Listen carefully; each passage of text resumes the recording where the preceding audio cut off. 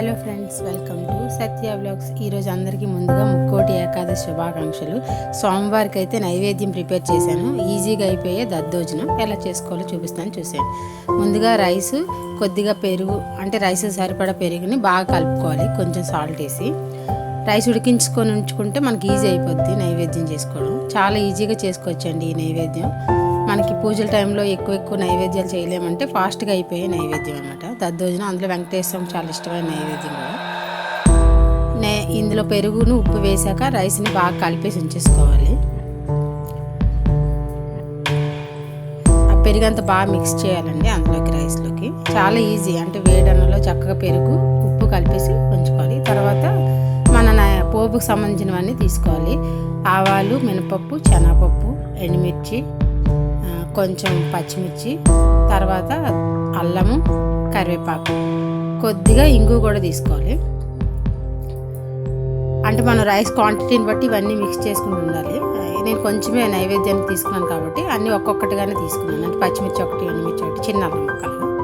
ఇప్పుడు ఒక చిన్న కళాయి పెట్టుకొని ఒక 2 స్పూన్లు 3 స్పూన్లు ఆయిల్ వేసుకొని దాంట్లోనేమో ఈ పోపులు ఫస్ట్ వేసేయాలి, గింజలన్నీ. అంటే ఆవాలు, మినపప్పు, శనగపప్పు, జీలకర్ర వేయకూడదు ఇందులో. ఓన్లీ ఆవాలు, మినపప్పు, శనగపప్పు వేసి అవి కొంచెం వేగాక మిగతా ఇంగ్రీడియంట్స్ కూడా వేసేసుకోవాలి.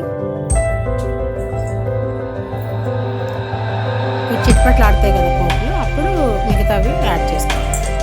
అన్నీ ఒకేసారి కలిపి వేసేకూడదు. అంటే ఎండుమిర్చి ఇవి కలిపి అప్పుడు ఆవాలు చిట్పట్లు ఆడుకోవాలి.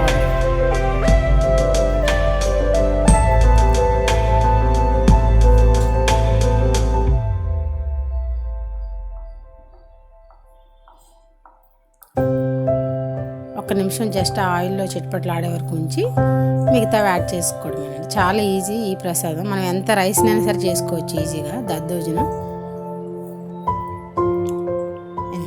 ఇప్పుడు ఇందులో ఎండుమిర్చి, పచ్చిమిర్చి, అల్లం ముక్కలు, కరివేపాకు యాడ్ చేశాను.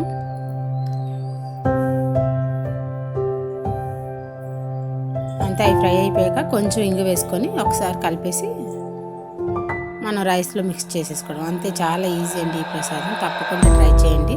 ఆ వెంకటేశ్వర స్వామికి ఎంతో ఇష్టమైన ప్రసాదం. ఈరోజు అందరూ ముక్కోటి ఏకాదశి బాగా జరుపుకోవాలని, అందరికీ స్వామి ఆశీస్సులు ఉండాలని మనస్ఫూర్తిగా కోరుకుంటున్నానండి.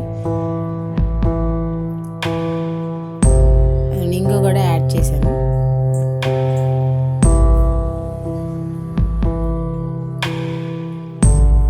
ఇప్పుడు దీన్ని తీసుకెళ్ళి మనం పెరుగు, సాల్ట్ కలిపాం కదా రైస్, ఆ రైస్లో యాడ్ చేసుకోవడం. ఇలా ఒక చిన్న కళాయి, చిన్న గిన్నె వేరుగా పెట్టుకుంటే మనకి ఎప్పుడైనా ప్రసాదాలు చేసేటప్పుడు ఎక్కువ గిన్నెలు లేకుండా ఉంటాయి. వాటి కోసమే వాడతాం కాబట్టి అవి రెండు వెంటనే వాష్ చేసుకోవచ్చు. ఈ చిన్న బకెట్ పెట్టుకున్నాను నైవేద్యాలు ఎప్పుడైనా తయారు చేసేటప్పుడు బాగుంటుందని. తక్కువ నైవేద్యాలు చేసేటప్పుడు ఇలా చక్కగా కలిపేసుకోవచ్చు. అంతే, అయిపోయింది. స్వామివారికి ఎంతో ఇష్టమైన దద్దోజనం నేను చక్కగా తీసి స్వామివారికి నైవేద్యాన్ని సమర్పించేసుకున్నాను. ఇప్పటి వరకు మన ఛానల్ సబ్స్క్రైబ్ చేసుకున్నందుకు పేరున థ్యాంక్ యూ అండి.